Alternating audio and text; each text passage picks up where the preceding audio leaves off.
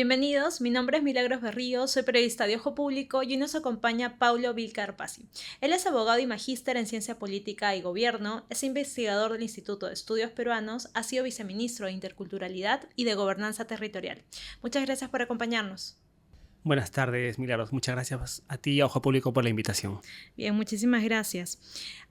Este mes se cumplen 2 años de la violenta represión en Puno, ¿no? Durante las protestas contra el gobierno de Dina Boluarte y el Congreso. En un solo día, 18 civiles fueron asesinados o heridos de muerte en Juliaca. Hace poco Ojo Público informó y ha podido conocer que se han formalizado investigaciones preparatorias que involucran a 48 policías y militares, 19 de estos casos por presunta responsabilidad en Juliaca. A 2 años de lo ocurrido, ¿usted en qué cree que ha fallado el Estado con las víctimas y los deudos de esta represión policial y militar? Ha fallado en todo. El Estado peruano, el gobierno peruano, las instituciones encargadas de evitar y sancionar este tipo de hechos, ¿no?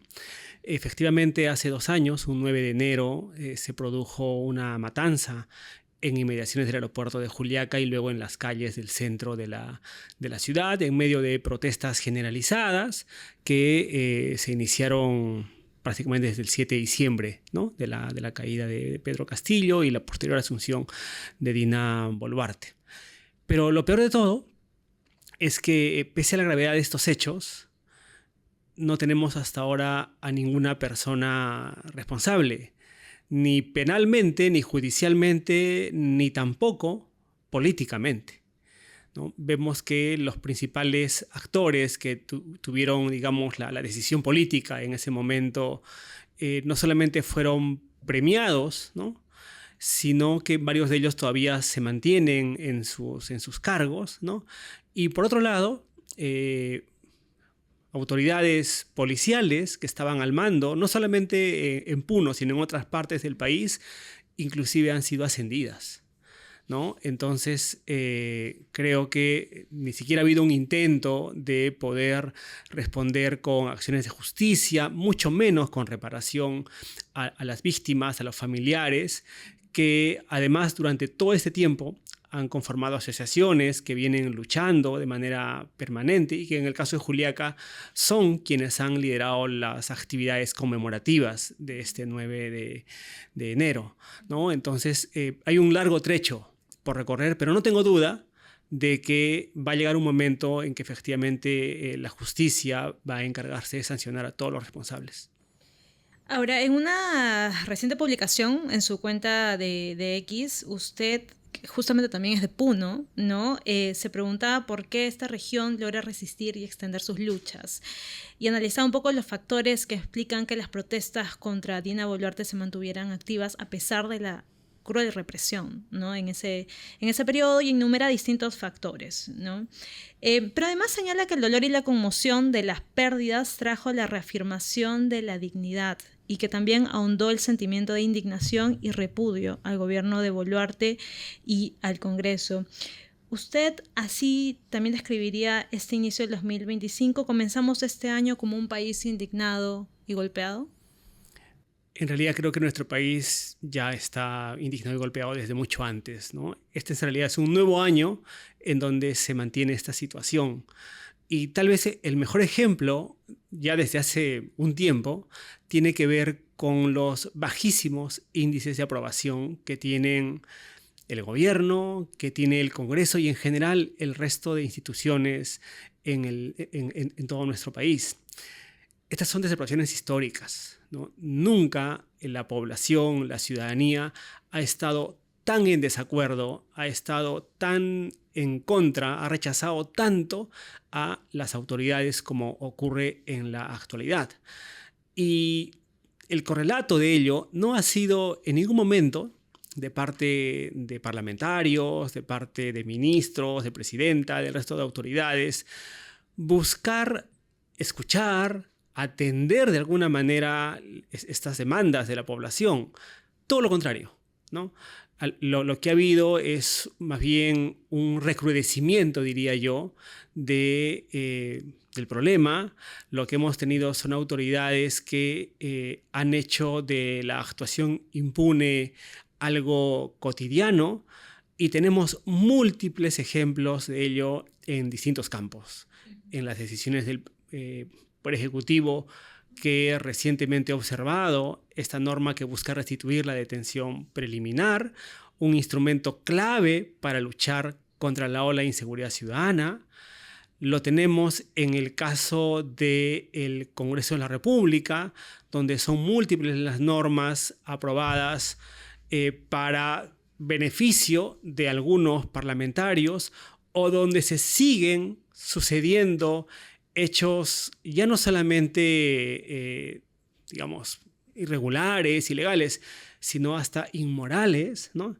Y también lo vemos en otros ámbitos de actores de la justicia, ¿no? Del Tribunal Constitucional o la recientemente asumida Junta Nacional de Justicia, luego de un proceso que observadores internacionales han señalado como muy deficiente y que no cumple con los estándares mínimos. Así, con múltiples irregularidades, ¿no?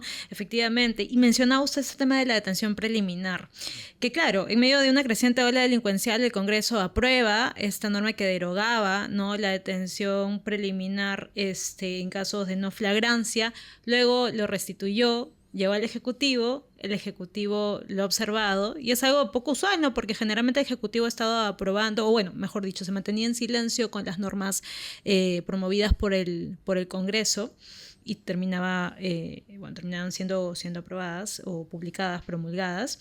Y recientemente el ministro de Justicia, sin decir nombres, cuando justificaba o argumentaba las observaciones de esta norma vinculada a la detención preliminar, hizo una cercana referencia al caso de Nicanor Boluarte, ¿no? ¿Usted a qué cree que responden estas decisiones del Ejecutivo y del Congreso en torno a este tipo de leyes y de normas?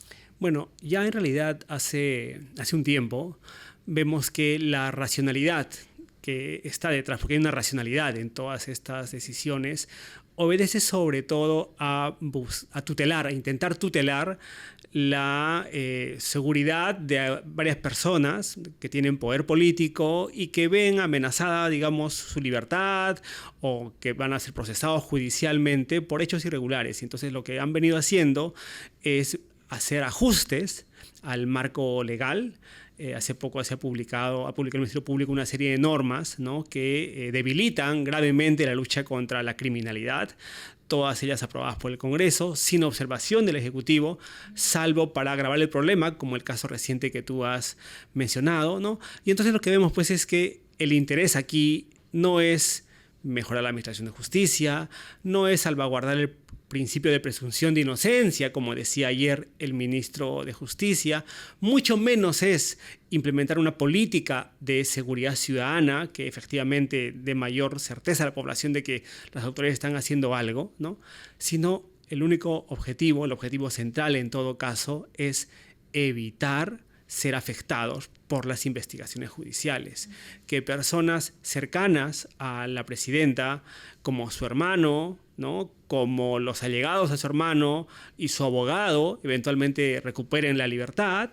De lo que se trata también es de evitar que parlamentarios, ¿no?, o allegados a los parlamentarios también puedan tener este tipo de medidas judiciales para que efectivamente se inicien las investigaciones en cada uno de estos casos. Y lo peor de todo es que vemos de que no solamente son el gobierno y el Congreso los que, contribuyen o generan esta situación, sino yo diría que vemos con mucha más preocupación que actores que hace algún tiempo por lo menos intentaban salvaguardar o evitar que estas normas generen estos perjuicios, o las inaplicaban, o el Ministerio Público planteaba acciones impugnatorias, o jueces las inaplicaban por ir en contra de la Constitución. Vemos cómo eso va cambiando también, ¿no? Y creo que la consecuencia de esta situación va a ser, probablemente mayor inseguridad, mayor impunidad, y por tanto va a ser mucho más complicado que luego de pasado este periodo se pueda sancionar efectivamente a estas personas. Sin embargo, claro, recientemente, por ejemplo, la presidenta del Poder Judicial ha pedido al Congreso, ha exhortado al Congreso que apruebe por insistencia, ¿no?, este proyecto observado por el Ejecutivo. ¿Qué tan grave es este divorcio, ¿no?, de los poderes del Estado? Porque el Congreso hace una cosa, el Ejecutivo otra y el Poder Judicial otra distinta. Sí, a ver, yo creo que es importante, ¿no?, que la principal autoridad del Poder Judicial efectivamente plantea una posición como la que tú señalas, ¿no? Pero vemos también a otros jueces de otras instancias que tienen una postura diferente a la que menciona la presidenta de la Corte Suprema de Justicia, ¿no? Y eso habla pues de que ni siquiera en este poder del Estado hay una postura firme con relación a estos temas. Y evidentemente esto lo que va a generar también es que tanto gobierno como Congreso, frente a una ausencia de contrapeso, porque ahorita no tenemos un contrapeso efectivo ni político ni legal en nuestro país, solamente va a incentivar a que sigan tomando decisiones en este mismo sentido, ¿no?, de favorecerse a sí mismos. Lo que se buscaría que es una suerte de blindaje, una suerte de impunidad. Yo creo que eso lo están buscando ya hace bastante tiempo, ¿no? Y tal vez un ejemplo a nivel político que encontramos en el Congreso es que la Comisión de Ética, por ejemplo, ¿no?, no sanciona a nadie, salvo a algunas congresistas de oposición por haber levantado la voz o dicho una palabra inadecuada, pero no por mochar el sueldo a los trabajadores, ¿no?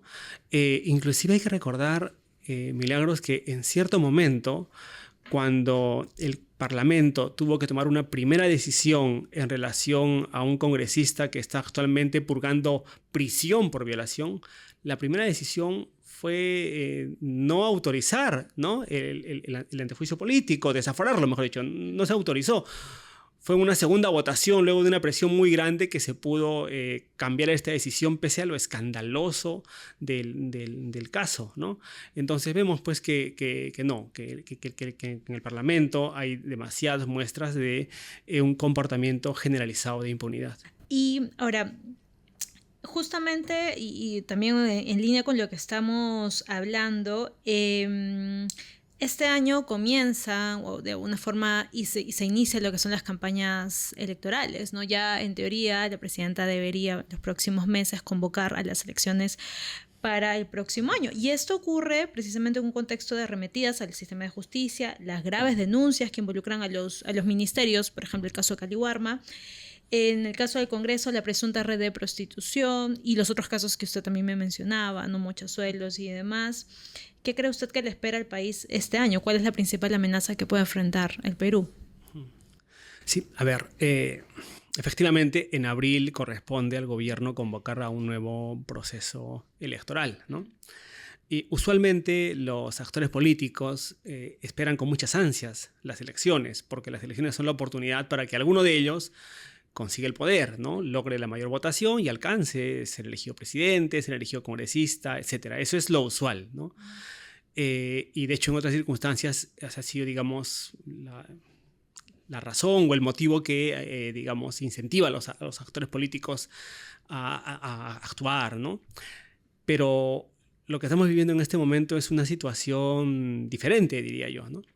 Porque por lo menos los actores políticos que tienen poder en el gobierno y el Parlamento son actores que le tienen pavor a las elecciones, porque ven que las elecciones pueden ser el momento en que pierdan este poder que les permite actuar como lo han venido haciendo. Son políticos que no quieren elecciones, o si las quieren, van a buscar que estas se lleven a cabo probablemente con reglas que les permitan seguir manteniendo el poder, ¿no? En ese sentido no estamos ante actores que yo podría decir son democráticos, ¿no?, sino que van a intentar manipular seguramente la regulación, van a intervenir de múltiples maneras durante el desarrollo del proceso electoral, y no tengo duda de que si los resultados no les son favorables,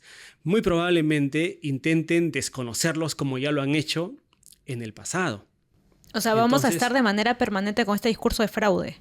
Yo creo de que si ellos no consiguen manipular el proceso para favorecerlos, sin duda van a esgrimir ese tipo de discursos. Y por eso es que las elecciones, que en teoría deben ser este espacio en el que, digamos, todo el poder vuelve a la gente para que ésta tome la decisión, para conseguir eso va a tener que haber un proceso de resistencia ciudadana muy importante, porque esos políticos no van a entregarle en total libertad a la ciudadanía la posibilidad de elegir. Y ese para mí es un riesgo mayor. ¿Y cree que se va a poder dar esta fórmula, esta figura de resistencia ciudadana que usted comenta? Porque claro, a veces lo que se ha comentado es que, a diferencia de otros momentos, la ciudadanía salía, ¿no?, y protestaba. Claro, con el pasar del tiempo uno ve que a veces uno ha salido y lo que han recibido ha sido, o sea, represión, las cosas no han cambiado. Recientemente en el tema de inseguridad también hubo protestas muy fuertes, pero tampoco el Congreso hizo algo distinto, ¿no? Es verdad. Este gobierno ha enfrentado las protestas más grandes de las últimas décadas. El mejor ejemplo, digamos, de la gravedad de estos hechos es el número de personas, de víctimas, ¿no?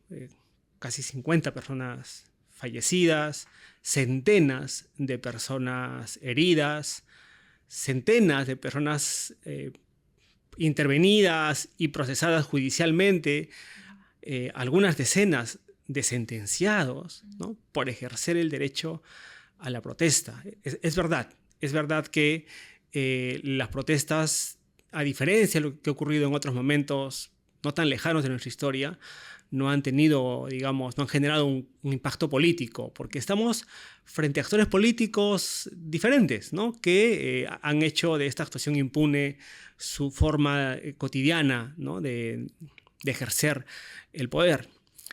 Sin embargo, si nos atenemos a los antecedentes, Milagros, vamos a ver que la ciudadanía peruana, si algo ha venido haciendo en cada elección nacional, es precisamente castigar a sus gobernantes, ¿no?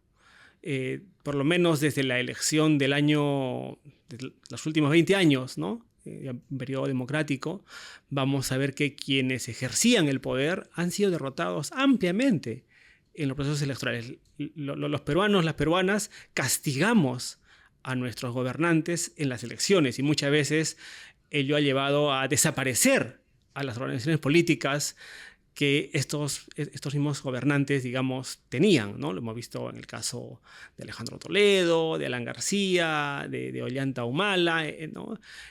Y hasta yo diría, ¿no?, de un gobierno de transición como Francisco Sagasti, ¿no? El Partido Morado apenas consigue, porque la ciudadanía está muy descontenta con los gobernantes. Entonces lo que hacemos es, en las elecciones, sancionar esto, ¿no? Eso debería ocurrir ahora, ¿no? Más, digamos, con los altos niveles de insatisfacción y rechazo de la ciudadanía. En condiciones normales, el actual gobierno y los partidos que son aliados de este gobierno deberían ser derrotados ampliamente en las elecciones. O sea, eso dicen los antecedentes, ¿no? Pero precisamente por esa razón es que creo que estos van a intentar intervenir en el proceso electoral. Ahora tú me preguntabas, ¿es posible hablar de algún tipo de resistencia ciudadana? Pues yo creo que sí. Y creo que eso depende básicamente de dos factores, ¿no? El primero tiene que ver con una mejora significativa, por cierto, de actuación de aquellos políticos que están en la oposición. Porque hay políticos que están en la oposición al gobierno, ¿no?, que están más allá del Congreso. Hay organizaciones políticas que mantienen una postura firme frente a todos estos hechos, ¿no?, que denuncian el deterioro democrático, que denuncian la impunidad, la falta de rendición de cuentas, etcétera, ¿no? Entonces yo creo que eso es importante, pero evidentemente estos actores políticos, y aquí va con lo segundo, ¿no?, creo que es importante que empiecen a hacer eso, política, que empiecen a construir plataformas que efectivamente puedan ser identificables por la ciudadanía.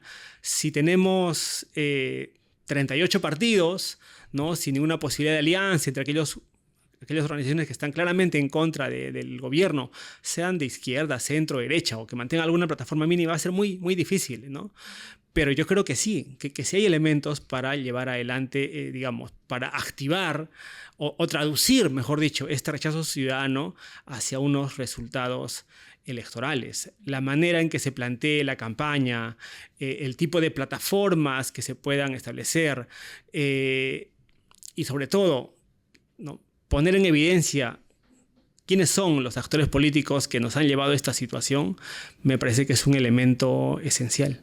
O sea, el principal camino o el único sería justamente la resistencia ciudadana para poder salir de donde estamos. Para poder llegar a un proceso electoral que efectivamente permita a la ciudadanía expresarse libremente y que, de acuerdo a al contexto en el que vivimos, debería ser pues de una ciudadanía que no va a endosar políticamente a aquellos que nos están manteniendo en esta situación.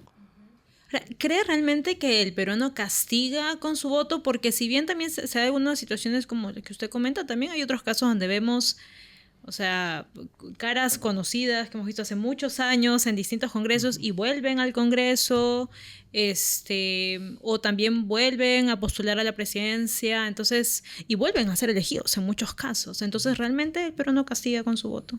A ver, digamos, si analizamos resultados, vemos que hay una sanción, no necesariamente contra el político en general, sino contra aquel que ha venido ejerciendo el poder en ese momento, ¿no? O sea, hemos visto, digamos, los casos, como digo, de Alejandro Toledo, ¿no?, que el partido que él tenía consigue pocos resultados electorales, igual con el APRA, luego de Alan García, igual con Ollanta-Humala, que ni siquiera consiguen a veces tener candidatos porque no logran la adhesión de la ciudadanía. Entonces, yo creo que esa sanción se produce sobre todo respecto de la inmediatez del gobernante que está en ese momento. Por cierto, luego de que pasan los años o hay otro proceso electoral, muchos de estos políticos se acaban reciclando, ¿no?, o adquiriendo otra postura, ¿no? Es distinto, digamos, y hay quienes vuelven al Congreso, quienes son elegidos nuevamente gobernadores regionales, como lo hemos visto en el proceso electoral. O presidentes incluso.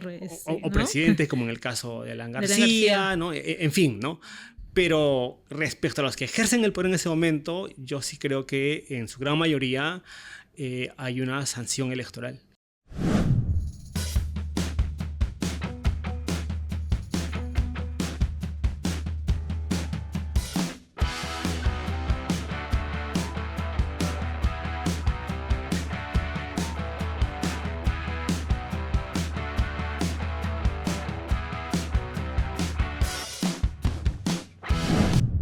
Comprendo. Hace unos meses usted también decía que en nuestro país hay cosas que parecen normales, pero no lo son. Entonces mencionaba, por ejemplo, este tema de la desaprobación histórica, ¿no?, de la presidenta, también del Congreso, las muestras de rechazo a la ciudadanía contra los parlamentarios y autoridades que antes no estábamos acostumbrados a ver con tanta frecuencia. Y que también han desaparecido dos elementos, señala usted: el equilibrio de poderes y la rendición de cuentas, ¿no? Un ejemplo era el caso del ministro Santibáñez, ¿no?, que al final que ha venido como que prometiendo muchas cosas en materia, por ejemplo, de seguridad ciudadana, y al final no se ha visto mayores resultados. ¿Usted cree que actualmente, y lo mencionaba hace unos minutos, nos encontramos con un vacío en el poder? No, vacío en el poder en nuestro país no hay, ¿no? O sea, sí hay actores que tienen poder, evidentemente. ¿Pero quién está a la cabeza? Yo creo que básicamente son quienes controlan el Congreso de la República, ¿no? Y eso yo me refería cuando hablaba de una ausencia de equilibrio de poder, ¿no? Digamos, en un sistema democrático como el que teníamos hasta hace algunos años, había una suerte de balance de poderes, ¿no?, donde el Ejecutivo balanceaba el Congreso, o el Judicial eventualmente podía controlar ciertas decisiones de ambos poderes, ¿no? Pero ya desde hace algunos años hemos visto un predominio cada vez más evidente del Congreso de la República.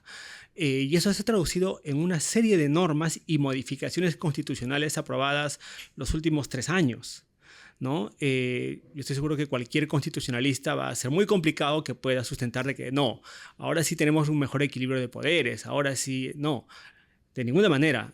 Los hechos, la manera en que actúa el Parlamento lo hace porque ha creado una arquitectura normativa que lo favorece claramente. Y ese proceso no ha culminado.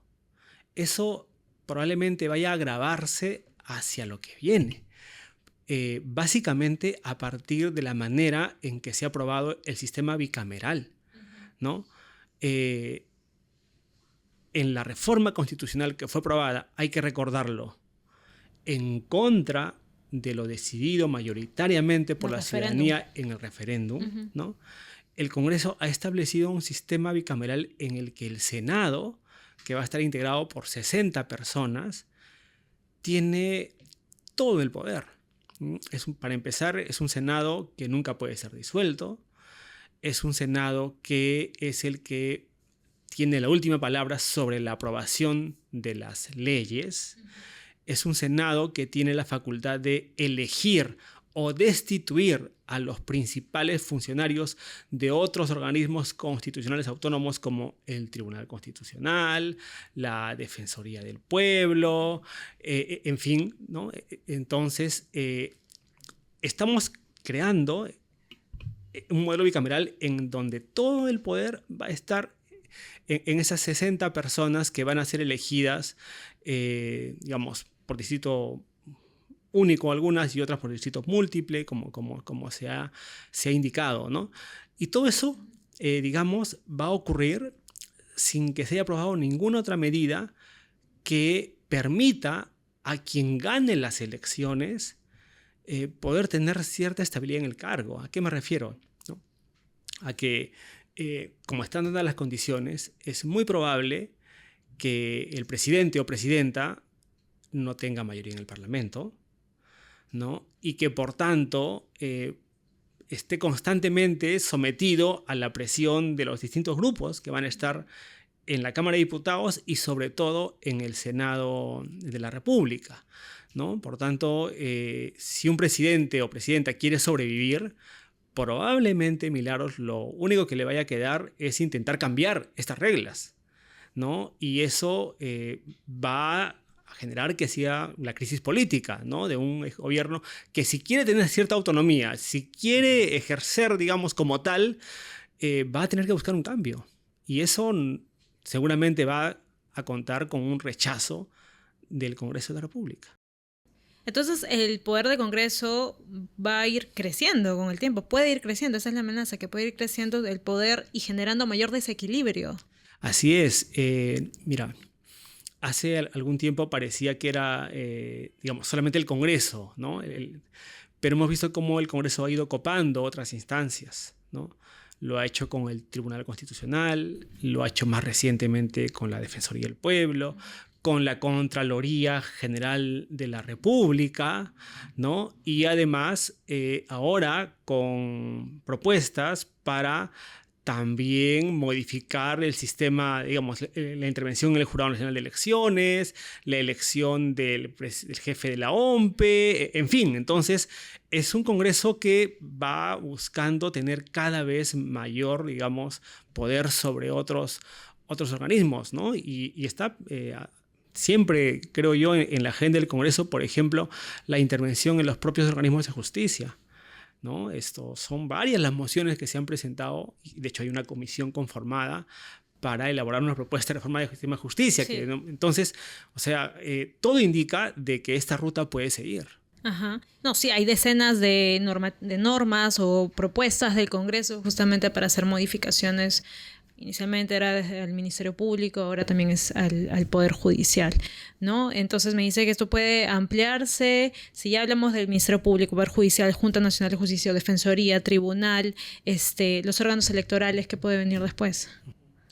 Bueno, a ver, yo lo he dicho en alguna ocasión, ¿no? Yo creo que lo peor todavía está por venir. ¿Qué puede ser lo peor? Y lo peor yo creo que tiene que ver con justamente, digamos, esta oportunidad que tiene la ciudadanía de con su voz buscar un cambio. Bueno, que ese cambio se impida. Yo creo que porque digamos, no va a ser impedirlo de manera amable o cordial, ¿no? Sino probablemente con una mayor intervención en otras entidades. Por poner un tema en el asunto de la seguridad ciudadana y con esta ley que el gobierno ha observado, ¿no? Que buscaba restituir la detención preliminar. Seguramente en otras circunstancias más normales, vamos a llamarlo así, entre comillas, ¿no? Una acción como esta hubiera generado pues que el Ejecutivo observe la ley o que la promulgue al día siguiente, ¿no? Si hay una rectificación del Congreso. Pero lo que hemos visto ahora es que no solamente ni siquiera es que no lo observe para que el Congreso la promulgue, sino que actúa, ¿no es cierto?, y pone un obstáculo más para que se restituya una ley. Pero también hemos visto, por ejemplo, en el caso de un ministro del Interior que se niega a colaborar con la justicia, ¿no? Es decir, la persona encargada, ¿no?, de la política de seguridad ciudadana, de perseguir a quienes incumplen la ley, ¿no? La persona que en teoría esto debe garantizar, ¿no?, que se cumplan los mandatos judiciales, decide no hacerlo, ¿no?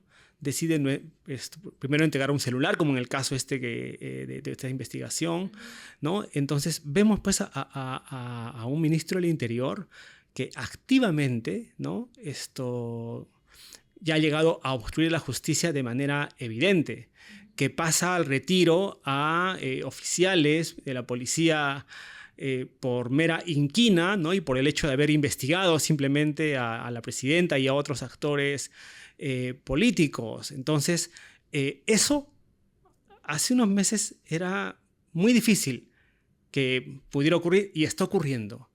Entonces, yo creo que esta degradación, ¿no?, va a continuar, y no solamente en este campo, sino en muchos otros que están vinculados a las políticas públicas en nuestro país. Va a continuar hasta que... Mientras les sea permitido, mientras tengan un margen, digamos, mientras se mantengan en el poder. Yo creo que es la pauta ya irremediable para este tipo de actores políticos. Pero una vez que digamos, nuevas autoridades vean que hay cierta impunidad con el accionar de las autoridades actuales, o sea, ¿qué nos garantiza que unas próximas autoridades no repitan el mismo parámetro, la misma forma, si saben que pueden actuar con cierta impunidad, que no pasa nada?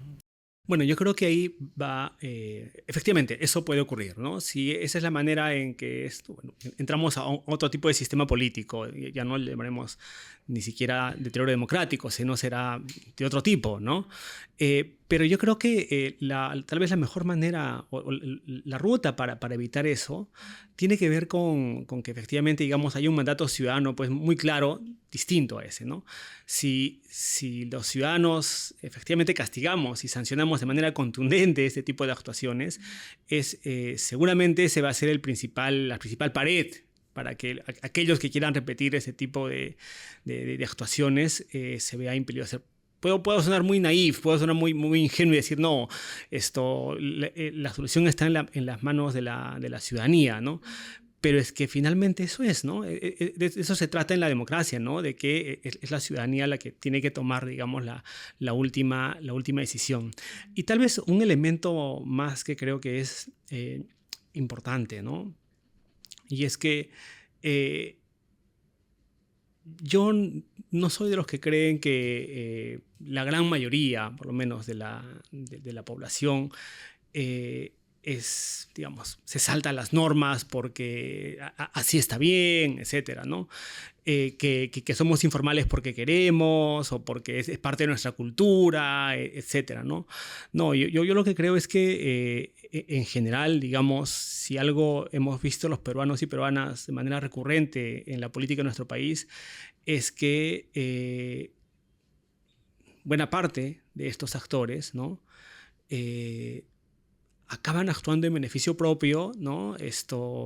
Y eso va alejando a la ciudadanía de estos políticos. Por tanto, creo que hay una tarea, un rol importante para aquellos que van a estar, que van a buscar entrar al campo de la política, ¿no? Es no perder ese vínculo, esa relación con con la ciudadanía, ¿no? O sea, entonces estos hechos que hemos ido enumerando y conversando, por ejemplo, solo si mencionamos el tema del Congreso, estas leyes antitécnicas que han aparecido, este tema de la toma de la arremetida, el sistema de justicia, los casos que mencionaba usted como mochasueldos, sí podrían ser determinantes en la decisión ciudadana para las próximas elecciones. Yo creo que sí, ¿no? Pero va a depender también, por supuesto, de la manera en que se politizan estos temas en una campaña electoral, ¿no? Yo no tengo duda, por ejemplo, de que para aquellos partidos que son aliados del gobierno o el propio gobierno, lo que, digamos, no les va a interesar que esos temas formen parte de la campaña electoral, ¿no? Seguramente querrán poner pues como temas de agenda hay que acabar con los progresistas, con los caviares, ¿no? Sí, van a intentar presentar las cosas de esa manera para que la mayoría no preste atención, digamos, a sus propios, digamos, a toda esta otra situación que vemos, ¿no? Pero ahí está el reto para quienes están en la oposición, ¿no? Ahora, para hablar de algunos casos puntuales y también de la coyuntura, pero sin desligarnos de algunas acciones del Congreso, por ejemplo, del Ejecutivo, que también hablaremos después. En el caso del Congreso, una de las situaciones más graves o denuncias más graves que se ha visto recientemente es esta presunta red de prostitución, ¿no? Que es una denuncia y que está en investigación, pero han aparecido una serie de hechos que complejizan el escenario, ¿no? Y hace un poco difícil ver qué es lo que ha pasado realmente. Y estos factores como que nacen del propio Congreso. Por ejemplo, uno de los principales testigos de esta presunta red fue asesinada, faltan videos en las cámaras de seguridad del Congreso, los integrantes de la comisión ad hoc para investigar el caso renunciaron, una de las implicadas denunció el robo de su celular, aunque después fue desmentido por el municipio de Magdalena, y sobre todo aún no se determina quién autorizó la designación del señor Torres Arabia, ¿no? Involucrado en este caso. ¿Cree usted que efectivamente existe un interés por esclarecer esta situación desde el Congreso? No, no hay ninguno, ¿no? En realidad, todas las cosas que tú has descrito son maniobras que se vienen haciendo para, como ocurre en otros casos, dejar que el asunto se vaya enfriando, que pase el tiempo y por tanto nadie se acuerde de que había un problema, ¿no? Esa es la manera en que nuestros políticos, digamos, frente a la incapacidad de responder a la ciudadanía, optan, ¿no? Es simplemente alargar las cosas. Vamos a alargar las cosas hasta que estos dejan de ser importantes y por tanto podemos pasar a otro asunto, ¿no? Entonces, sí, yo creo que van a hacer todo lo posible en el Congreso para que no haya probablemente ningún tipo de sanción frente a estos hechos que son gravísimos, ¿no? Porque no solo estamos pues frente a un tema de moral, ¿no? Ni mucho menos, estamos hablando de irregularidades en contrataciones, estamos hablando de que podrían haber, ¿no? Se le va a asesinar a personas para evitar que puedan contar lo que ha ocurrido. Y por otro lado, en general, digamos, eso habla de la manera en que se ha venido administrando el Congreso durante estos últimos años, ¿no? Nada de eso es sorpresa, por cierto, pero creo que los niveles a los que hemos llegado sí son, digamos, llamativos, por decirlo de alguna manera, ¿no? Es como un agravamiento de cosas que ya venían de antes, pero que ahora se han generalizado. ¿Ha visto una situación similar antes en otros congresos? Bueno, el recorte de sueldos lamentablemente no es un asunto, por decir, digamos, nuevo, ha ocurrido, sí, ¿no? Claro, me refiero a una presunta red de prostitución, por ejemplo, que es lo que se denuncia, una denuncia de este tipo, de este nivel. Digamos, yo no recuerdo un caso así, ¿no? Así como no recuerdo, digamos, casos de congresistas acusados de violación y uno sentenciado por hechos ocurridos, en un caso por lo menos dentro del Parlamento, ¿no? Entonces, sí, pero yo creo que eso ocurre pues en este escenario, ¿no? De congresistas, digamos, que actúan sin ningún interés, ¿no? En prestar atención a lo que la ciudadanía está pensando de ellos. Otro caso que también quería consultarlo o comentar, que va más bien por el lado tal vez judicial, es el tema del caso Cócteles, ¿no? Porque también hablamos un poco de lo que era el proceso electoral y el rol también de Fuerza Popular. Bueno, han pasado alrededor de 8 años de este caso. Y hace poco el tercer juzgado penal colegiado nacional declaró nulo el juicio oral que involucra a Keiko Fujimori y a otras personas investigadas, y el caso vuelve a etapa preparatoria.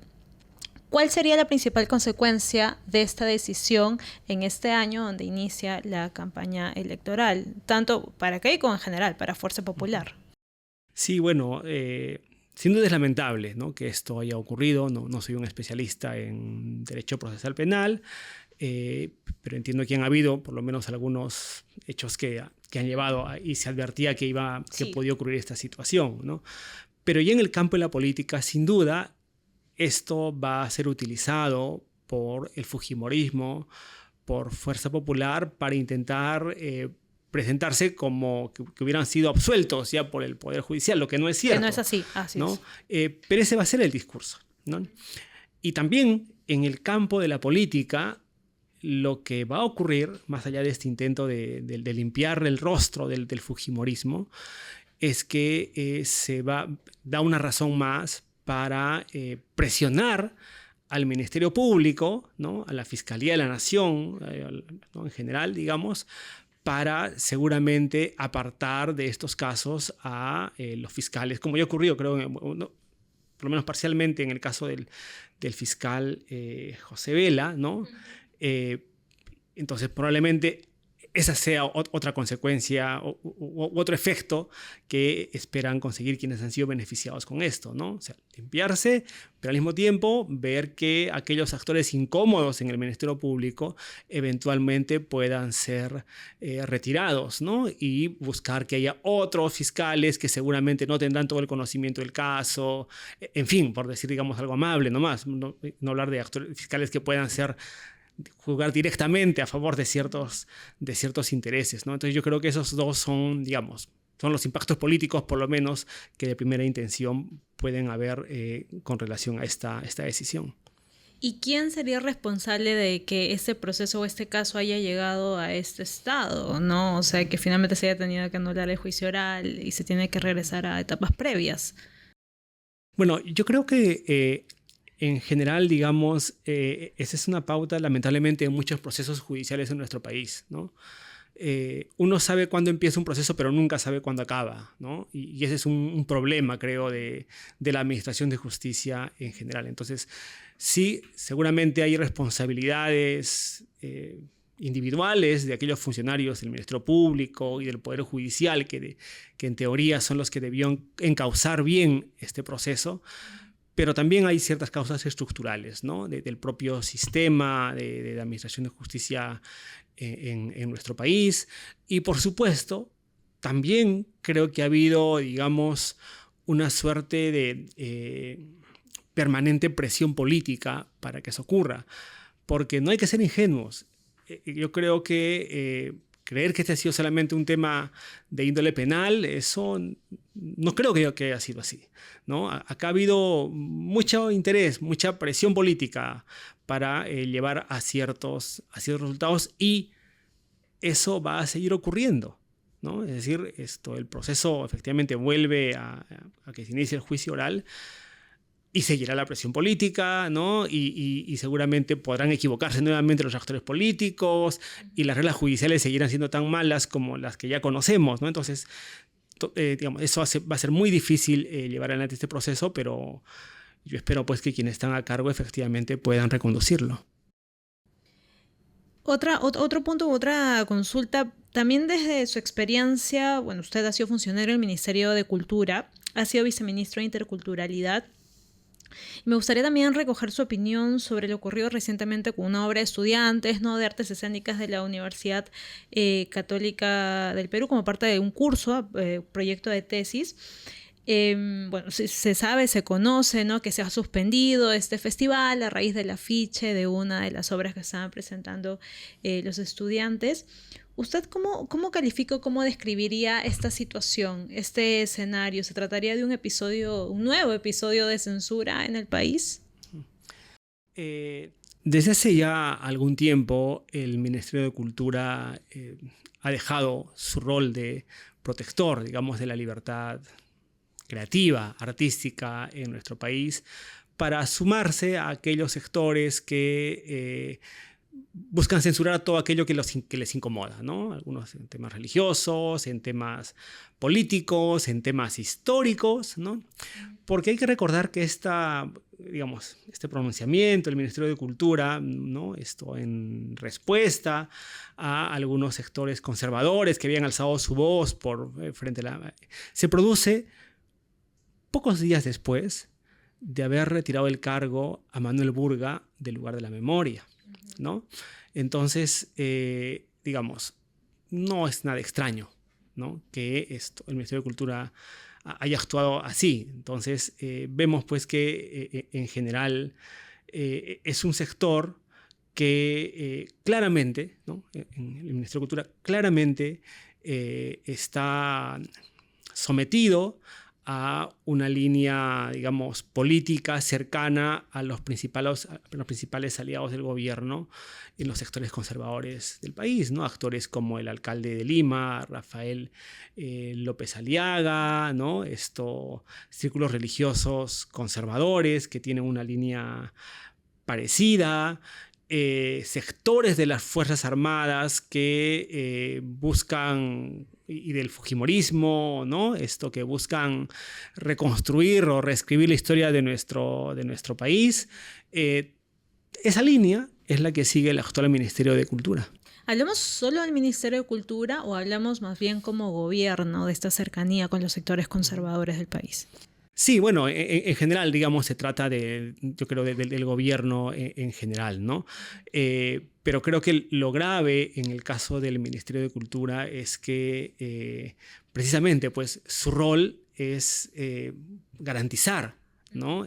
La libertad artística, es garantizar la libertad de expresión en este tipo de manifestaciones, o cumplir el mandato de presentar la historia de nuestro país en relación al conflicto armado interno, ¿no? Conforme, digamos, lo han trabajado diferentes instancias como la Comisión de la Verdad, e inclusive las propias Fuerzas Armadas, ¿no? Que han tenido también la posibilidad de presentar una versión de los hechos en el propio lugar de la memoria, ¿no?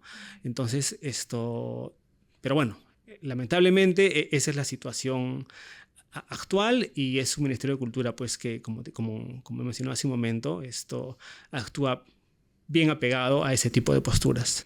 Hace unos días, cuando emitió un comunicado el Ministerio de Cultura, primero que responsabilizaba a la funcionaria que le había dado la calificación, ¿no? De bueno, como un espacio cultural, ¿no? Artístico a este festival, pero además cerraba el comunicado diciendo que este afiche atenta contra 3 elementos de la fe católica que se recogen en la sagrada tradición de la Iglesia Católica, la Sagrada Escritura y el propio magisterio de la Iglesia. ¿Qué significa un discurso de este tipo por parte del Ministerio de Cultura de un Estado laico? Sí, bueno, es acorde, digamos, con esas posturas que han asumido, ¿no?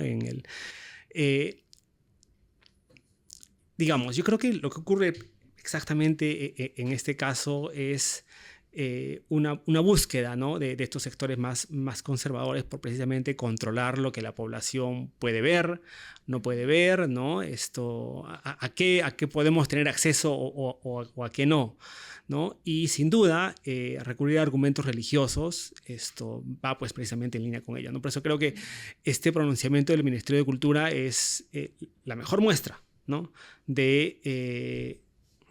Hacia el lugar al que quisieran conducirnos. Seguramente algunos con convicción propia, pero no tengo duda también de que en muchos casos lo que ocurre es un intento de acomodo, ¿no?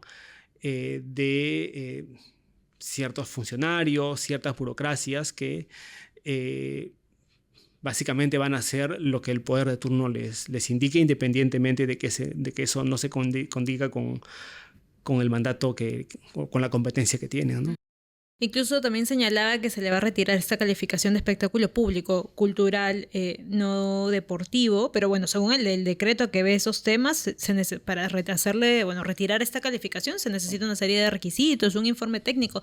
¿Es tan sencillo hacer eso, ese rol del Ministerio de Cultura frente a estas expresiones artísticas? Sí, no tengo duda de que lo van a intentar, ¿no? De que seguramente esto van a buscar llevar adelante un proceso para precisamente, digamos, evitar, porque creo que lo que buscan al final es evitar que esto vuelva a ocurrir, que este tipo de expresiones puedan tener, digamos, digamos, ser calificadas como espectáculos públicos o, Claro. ¿no? En fin.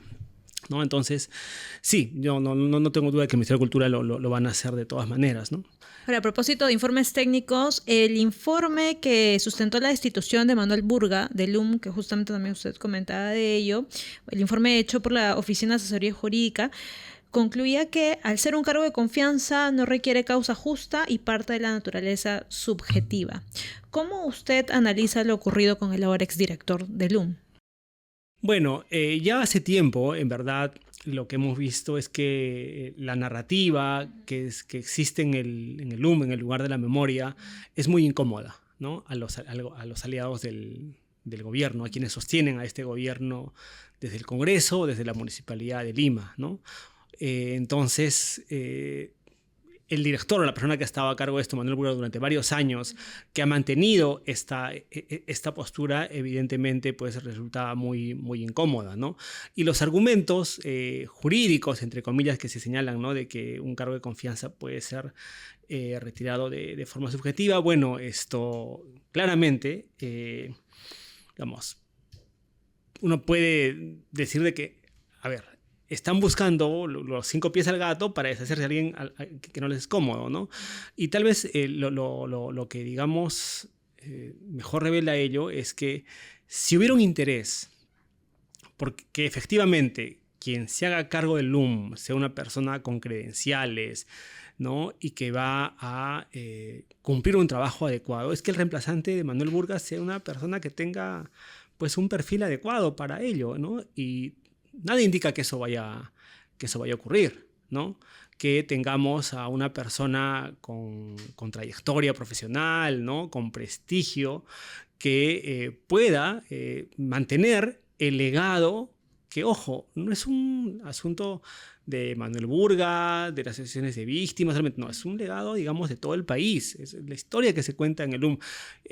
Yo no sé si muchas de las personas que se escandalizan con lo que supuestamente existe en el LUM alguna vez hayan ido y hayan visto lo que se presenta en las distintas salas, ¿no? Donde se presenta, digamos, se muestra, se exhiben la insanía terrorista, donde se muestra también, por cierto, los rostros de las víctimas, de las decenas de miles de personas que fueron afectadas por el conflicto armado interno, donde se hace una lectura crítica de las circunstancias que, digamos, condujeron al país a esta situación y todo lo que queda por trabajar. Eso es el LUM, ¿no? Pero claro, nada de eso les interesa, ¿no?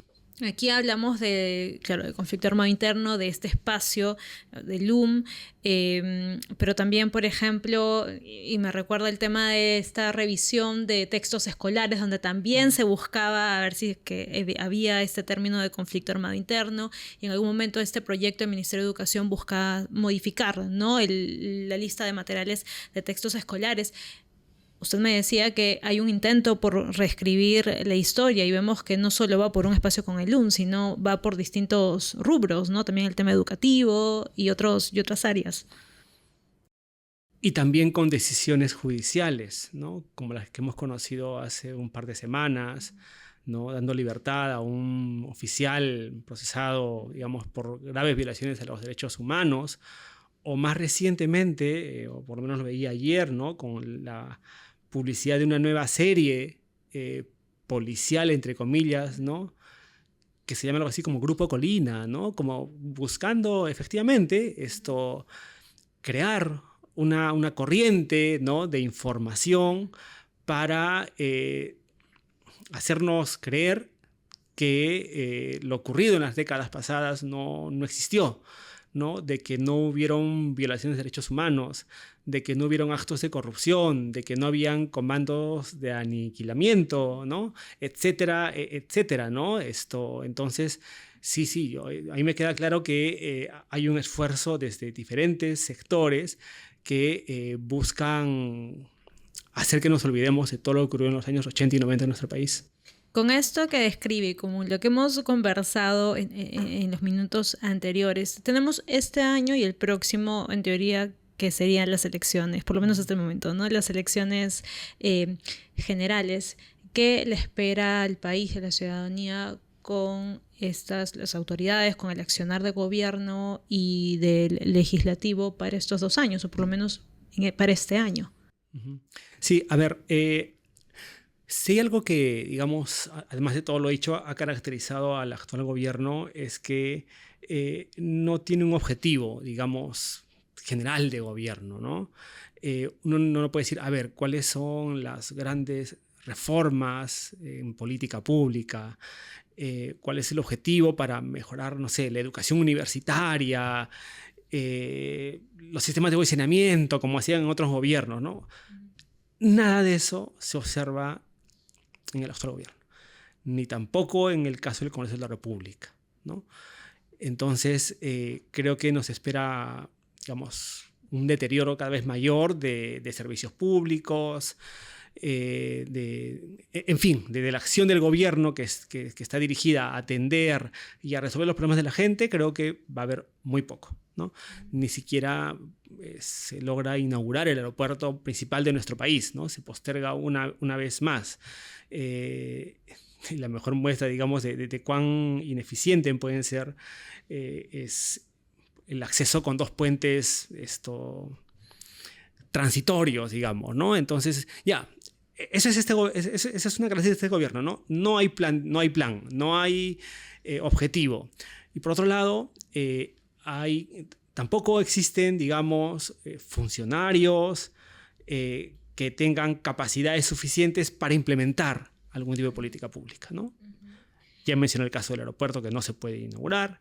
Ya hemos visto otros casos como, por ejemplo, los temas de seguridad ciudadana, ¿no? O sea, un ministro que no atina a dar no implementar una política adecuada de seguridad. En fin, podemos encontrar todo. Entonces, y en tercer lugar, además, creo que algo que también caracteriza a este gobierno, y por eso creo que podemos esperar muy poco, es que su principal preocupación, ¿no?, está en defender los intereses o proteger a la presidenta de la República, ¿no? Crear una suerte de ficción o fantasía de que estamos ante una presidenta que efectivamente tiene alguna idea, digamos, es una buena gobernante para nuestro país. Y el mejor ejemplo de ello es el ministro Quero, ¿no es cierto? Entonces, vamos a tener un gobierno con todas esas características y, por tanto, a tu pregunta, ¿qué nos espera? Yo diría muy poco, digamos, si pensamos en términos de que puede mejorar algo la situación cotidiana de todos y, digamos, de todos y todas. O sea, aunque suene pesimista, es un deterioro del país hasta las próximas elecciones en las que los ciudadanos van a poder elegir, esperemos de forma informada, unas mejores autoridades. Yo espero que el proceso electoral pueda ser una suerte de punto de inicio, ¿no?, para ir revirtiendo esta situación. Y confío en que la ciudadanía va a tomar una decisión que nos lleve en esa ruta. Hasta que se dé, si no, esta resistencia ciudadana de la que hablábamos al inicio. Sí, sin duda. Perfecto. Bien, eso sería todo. Le agradezco muchísimo su tiempo. No, gracias a ustedes. Gracias.